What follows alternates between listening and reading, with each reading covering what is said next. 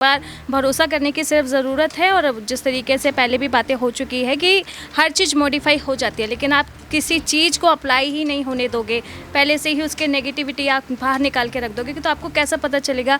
और जिस तरीके से देखा जाए कि अगर ये बिल पास होता है तो जो वुमेन एम्पावरमेंट की बात है उसे उठाया जाएगा। वुमेन जो है पहले से ज़्यादा पावरफुल हो जाएगी। से सुने हुए हैं कि औरतें पंचायत में हैं, मतलब वो सरपंच है, लेकिन पूरी हुकूमत जो है उनके घर के आदमी हैं वो चला रहे हैं। मतलब महिला अगर चुनाव में खड़ी हो गई है, वो जीत गई, लेकिन जितनी भी सरकारी चीज़ें होंगी उसका फ़ायदा घर के आदमी उठा रहे हैं। एक तरीके से इस मुद्दे का राजनीतिकरण करने का भी काम है। 9.5 साल सरकार रही और 2014 में नई संसद बनी, 17वीं लोकसभा आई। सरकार चाहती तो 9.5 साल में भी इस बिल को ला सकती थी, इतने सारे सेशन चले गए। यहाँ पर मोदी सरकार की एक और उपलब्धि काउंट की जाएगी और 9 साल के कार्यकाल को लेकर लगातार विपक्षी दल यही कह रहे हैं कि 9 साल के कार्यकाल में मोदी ने आखिर किया ही क्या है। तो अब देखा जाए 24 को ध्यान में रखते हुए पीएम मोदी और भी कुछ अहम रणनीतियां बनाएंगे। जिस तरीके से 3 तलाक पर फैसले लिए गए थे और भी ऐसे कई मुद्दे हैं महिलाओं को लेकर जिसको लेकर यहाँ पर फैसले लिए जा रहे हैं, लेकिन कहीं ना कहीं यहाँ पर कुछ नेगेटिव पॉइंट्स भी सामने आएंगे।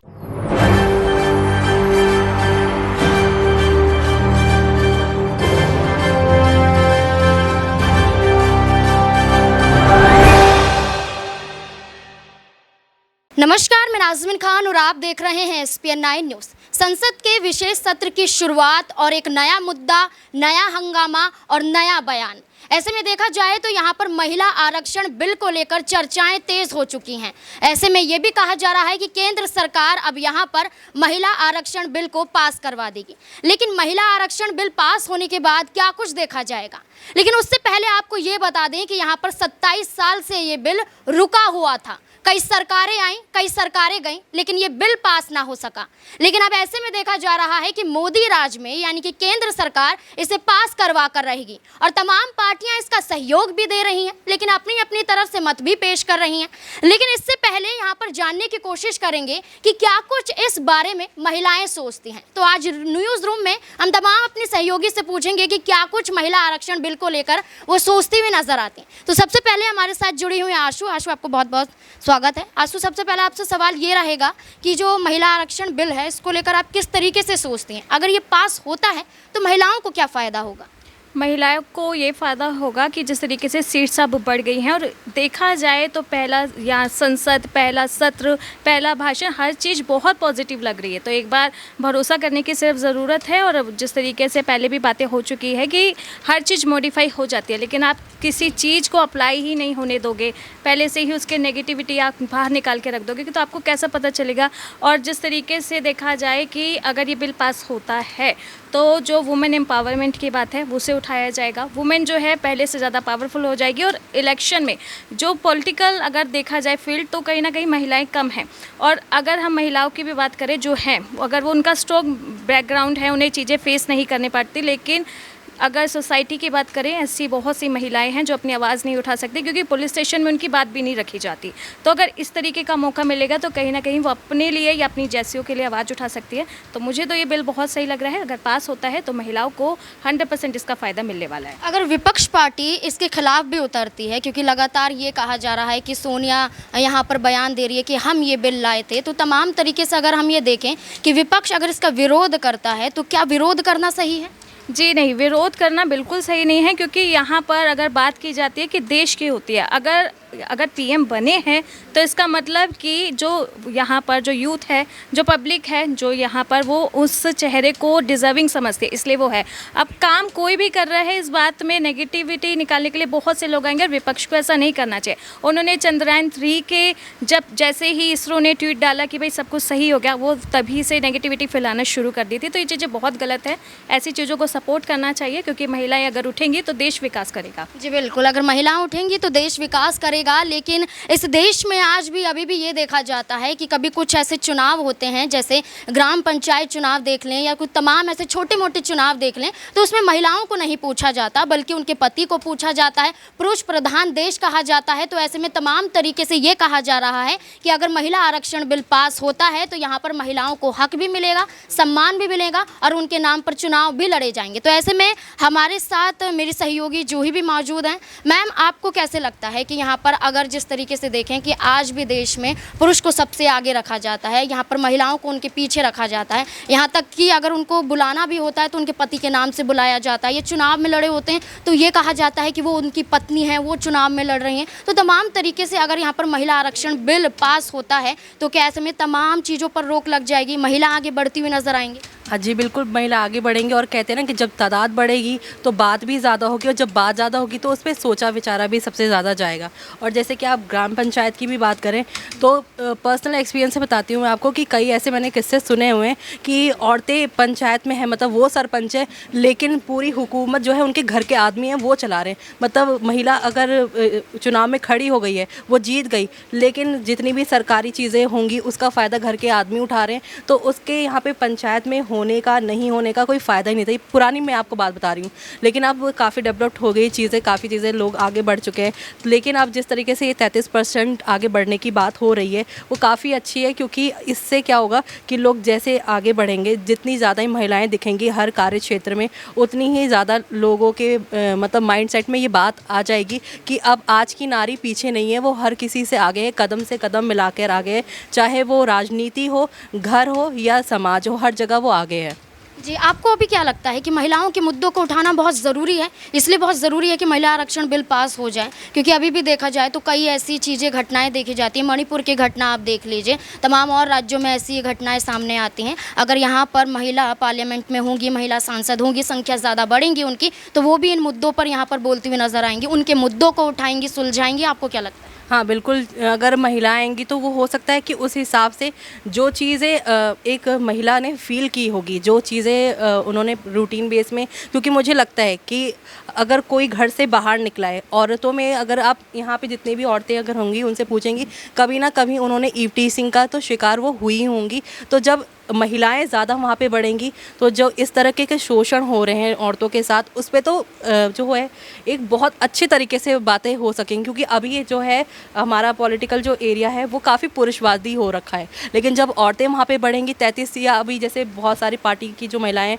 वो कह रही 50% होना चाहिए, लेकिन पहले 33 तो हो, धीरे धीरे करके ही आगे बढ़ेंगे। 33 से क्या पता 50 हो, कल को उससे भी ज़्यादा हो। अगर पॉलिटिक्स अगर अच्छे से महिलाएं चला सकेंगी तो कल को हमारी जनसंख्या और भी ज़्यादा बढ़ सकेगी। तो महिलाएं बेहतर ऑर्गेनाइज़र हैं घर में, जब वो व्यवस्था कर सकती हैं वो अपना समाज देश भी अच्छे से संभाल सकती हैं। जी मैम, शुक्रिया आपका। जैसे कि यहाँ पर मैम ने कहा कि महिलाओं की संख्या बढ़ेगी तो बहुत फ़ायदा तो वैसे ही होता हुआ नज़र आएगा, लेकिन इसमें तमाम राजनीतिक सवाल भी जुड़ते हुए नज़र आते हैं कि यहाँ पर देखा जाए तो कांग्रेस पार्टी की तरफ से जो आला कमान है सोनिया गांधी, यहाँ पर कुछ सेकंड का उनका बाइट सामने आता है और वो ये कहती हुई नज़र आती हैं कि ये हमारा बिल है, हमने करवाया था। यानी कि आप समझ सकते हैं कि यहाँ पर कितने साल से ये बिल चलता हुआ नज़र आ रहा है। 1996, 1979, 2001, 2, 3, 4 ऐसे करके आज 2023 आ जाता है और आज इस बिल पर चर्चा की जा रही है। लेकिन यहाँ पर क्रेडिट लेने की बात आ रही है। क्या वाकई यहाँ पर इस बिल का मकसद ये है कि महिलाओं को सम्मान मिले,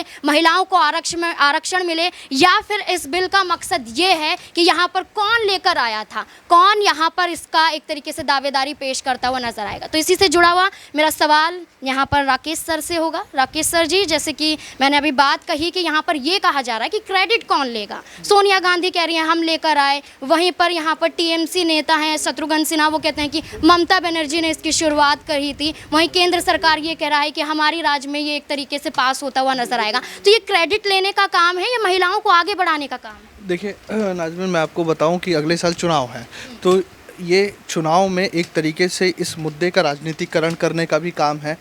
9.5 साल सरकार रही और 2014 में नई संसद बनी, 17वीं लोकसभा आई। सरकार चाहती तो इन 9.5 साल में भी इस बिल को ला सकती थी, इतने सारे सेशन चले गए।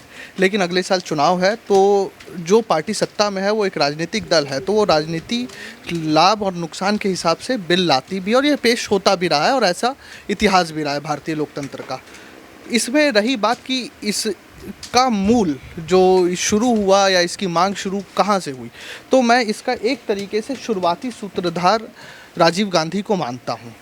और राजीव गांधी ने बहुत पहले कहा था कि हमें एक नेशनल प्रोग्राम्स लाने पड़ेंगे जिसमें महिलाओं को आत्मनिर्भर बनाना पड़ेगा, आत्मनिर्णय लेने वाला बनाना पड़ेगा, आत्म प्रतिनिधित्व वाला बनाना पड़ेगा। 1993 में उसके बाद पंचायतों में पंचायत चुनाव के लिए संशोधन हुआ, संविधान संशोधन, वहाँ पे 33% आरक्षण आया। वो एक मूल स्तंभ था जहाँ पर से ये शुरुआत हुई। उसके बाद देवगौड़ा साहब की सरकार और 28 साल का ये सफ़र, और लोकसभा में ये बिल आज पेश हुआ। इससे पहले राज्यसभा में भी कांग्रेस के दौर में पेश हुआ। एक चीज़ मैं आपको बताऊं कि आज जो क्रेडिट लेने की होड़ हो गई है, तो जो शत्रुघ्न सिन्हा साहब ने बताया कि ममता बनर्जी को लेके आई, तो मैं उनको मतलब कि दर्शकों के ज्ञानवर्धन के लिए बता दूं कि बंगाल के विधानसभा में मौजूदा समय जब हम वीडियो रिकॉर्ड कर रहे हैं तो महिलाओं का रिप्रेजेंटेशन 14.4% है। इस देश के कई राज्य ऐसे हैं जहां पे महिलाओं का रिप्रेजेंटेशन 10% से कम है। यानी मैं बात करूं तो 15% के अंदर अंदर महिलाओं का रिप्रेजेंटेशन है। लोकसभा की बात कीजिए, 17वीं लोकसभा है, यहाँ पे 82 सांसद हैं महिला, जो कि 15% लगभग 543 का आता है। 16वीं लोकसभा में 68 महिलाएं सांसद थी, 11% के आसपास था। और एक इंटरेस्टिंग बात बताऊं, 2019 का जब मतदान हुआ तो उस समय 47 करोड़ के लगभग पुरुष मतदाता थे, 43 करोड़ महिला मतदाता थी। और जो कुल मतदान हुए उसमें महिला मतदाताओं ने ज़्यादा वोट किया, 67% महिला मतदाताओं का कॉन्ट्रीब्यूशन था वोटिंग में। लेकिन उसके बाद भी महिलाओं को उतना प्रतिनिधित्व नहीं मिल पाया। दर्शकों को बता दूं, अफ्रीकन कंट्री है क्यूबा, 60% महिला सांसद है। कई अफ्रीकन कंट्री, निकरगुआ, महिला सांसद ज़्यादा हैं। यूएसए और अमेरिका, वो यूएसए और ब्रिटेन के बराबर हम जाने की सोचते हैं, लेकिन वहाँ भी आपका ब्रिटेन में 223 महिला सांसद है, यूएसए में 125 महिला सांसद है। और यूएसए में टोटल लोकसभा, जो टोटल कांग्रेस, जो वहाँ के पार्लियामेंट को कांग्रेस बोलते हैं, और जो टोटल एमपीज़ हैं यूएसए में 540 और ब्रिटेन में 625 के आसपास है। तो लेकिन जब बिल आ जाने से भी कुछ नहीं होगा जब तक समाज में सामाजिक, संस्थागत और व्यवहारिक तौर पर परिवर्तन नहीं आएंगे। सामाजिक मतलब आपको महिलाओं को एक्सेप्ट करना पड़ेगा। जो आज प्रधानमंत्री मोदी ने कोऑपरेटिव फेडरलिज्म का कॉन्सेप्ट दिया, उस कोऑपरेटिव फेडरलिज्म को बोल देने से नहीं होगा। आप महिलाओं के निर्णयों को सम्मान करना सीखना पड़ेगा, और वो जलन भाव ना हो जो कि आज पॉलिटिकल पार्टीज़ में दिखता है। ये संस्थागत परिवर्तन करना पड़ेगा, और व्यवहारिक परिवर्तन ये करना पड़ेगा कि आपको एक्सेप्टेंस रखनी पड़ेगी उनकी भी बातों को। नहीं तो बिल आप कितने ही ले आइए, बदलाव तभी होंगे जब सामाजिक और संस्थागत और व्यवहारिक चीज़ हो, तीनों में परिवर्तन होगा। जी बिल्कुल। आपसे एक आखिरी सवाल ये रहेगा कि जिस तरीके से देखा जाए कि मायावती कहती है कि 30% नहीं 50% होना चाहिए, वहीं ये भी देखा जाए तो वो ये डिमांड भी करती हैं कि सिर्फ यहाँ पर ये ना देखा जाए कि कुछ महिलाओं को आरक्षण दिया जा रहा है, यहाँ पर पिछड़े वर्ग की बात करती हैं, अनुसूचित जाति की बात करती हैं, दलितों की बात करती हैं, उनको भी आरक्षण देने की बात कही जा रही है। तो क्या इस बिल को पेश करने का मकसद यही कि तमाम महिलाओं को आरक्षण दिया जाए, संसद में एक तरीके से बैठने की मंजूरी मिल जाएगी? क्योंकि जिस तरीके से आपने बताया, आपको क्या लगता है कि ये जो 30 और 50% का जो यहाँ पर फ़र्क दिखाया जा रहा है, क्या वाकई यहाँ पर वो ज़रूरी है? देखिए, मैं नहीं समझता हूँ कि अभी 50% आरक्षण की आवश्यकता है। देखिए, हमारे देश की लोकतांत्रिक व्यवस्था को भी समझिए। यहाँ पे first over the past voting system है, प्रोपोर्शनल रिप्रेजेंटेटिव नहीं है। और मायावती जी जब खुद सत्ता में थी तो उनसे पूछने की आवश्यकता है कि उन्होंने अपने कार्यकाल के दौरान कितनी महिलाओं को, और मैं यहाँ पे मायावती जी का भी आंकड़ा बता दूं कि जब मायावती जी की सरकार थी तो आप देखिए, दर्शक भी चेक करें कि 8% महिला रिप्रेजेंटेशन था यूपी की लोकसभा, वो विधानसभा में। और अभी संस्थागत तौर पर बीएसपी पार्टी में कितने जो बड़े पद हैं, पार्टी के अंदर होने वाले बड़े पद हैं, उसमें महिलाएं बैठी हैं। तो 33% स्वागत योग्य कदम है, और हर देश में अभी 33% है, और जो 50% तक पहुँचे हैं वो एक लंबा सफ़र है। तो हमें 33% की राह को पहले तय करना है, फिर हम 50% तक जाएं।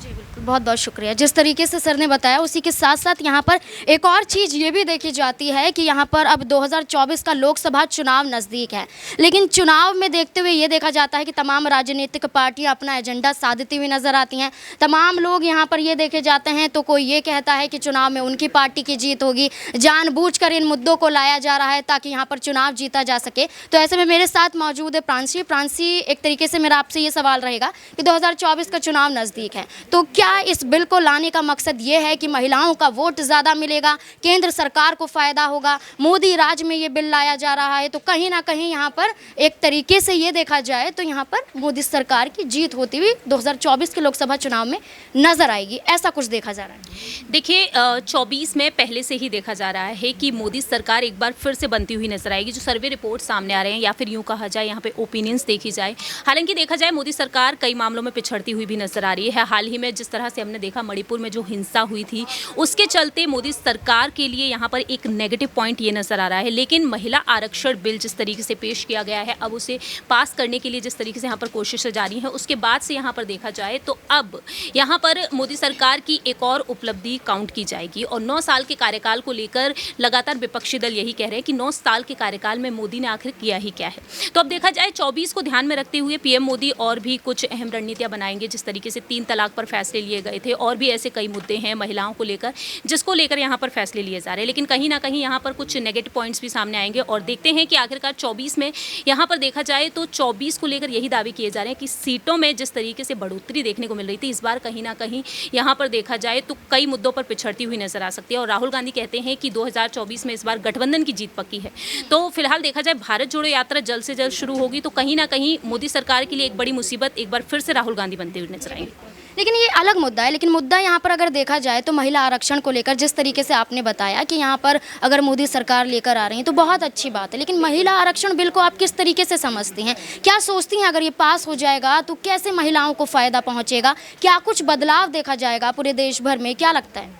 जाहिर है, देखिए जिस तरीके से यहाँ पर सदन में इजाफा करने के लिए पूरी कोशिशें कर रही है मोदी सरकार, तो उससे यहाँ पर देश भर में भी काफ़ी बड़े बदलाव देखे जा सकते हैं। लेकिन फिलहाल तो यहाँ पर राष्ट्रपति जो दलित समाज से ताल्लुक़ रखती हैं, वो जिस तरीके से राष्ट्रपति के पद पर हैं और इसके बाद भी कोशिशें तमाम जारी हैं। और ऐसे में अगर इस बिल को वाकई में पास कर दिया जाता है तो हमें आने वाले वक्त में कई ऐसे फ़ायदे मिल सकते हैं जिससे कि यहाँ पर मोदी सरकार और भी अपनी उपलब्धियों को गिनाती हुई नजर आएगी। बिल्कुल, बहुत बहुत शुक्रिया। जिस तरीके से तमाम लोगों ने अपने बयान दिए, अपनी प्रतिक्रिया जाहिर की, लेकिन इसी तहत यहाँ पर ये देखा जाए तो अभी भी समय है, कल फिर से यहाँ पर बहस छिड़ती हुई नजर आएगी। एक तरीके से लोकसभा में पास करवाने की बात कही जाएगी, लेकिन आखिरकार क्या शांतिपूर्वक तरीके से लोकसभा में ये बिल पास हो जाएगा, या विपक्ष यहाँ पर से फिर अपनी दावेदारी ये ठोकता हुआ नजर आएगा कि हमारी वजह से हो रहा है, हम यहाँ पर इस तरीके से इस बिल को लेकर आए थे, हंगामा छिड़ेगा? या फिर यहाँ पर एक तरीके से देखा जाए तो 27 साल जो कहा जा रहा है, बार बार रुकता है, यहाँ पर बिल एक तरीके से यहाँ पर पेश नहीं हो पाता है, पास नहीं हो पाता है,